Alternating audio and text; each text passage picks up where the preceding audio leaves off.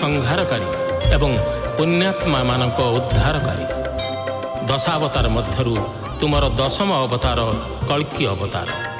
ପ୍ରଭୁ, ତୁମର ସେହି କଳ୍କି ଅବତାର ଜୟଯୁକ୍ତ ହେଉ।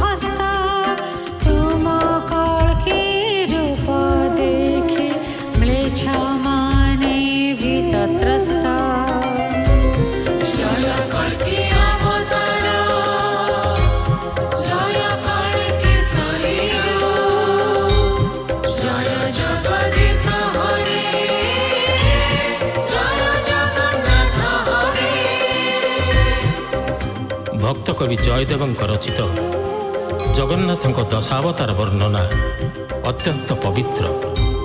ଏହି ଗୀତ ଶ୍ରବଣ ଖୁବ୍ ସୁଖଦାୟକ ଏବଂ ଏହା ଭବସାଗରରୁ ଉଦ୍ଧାର କରେ।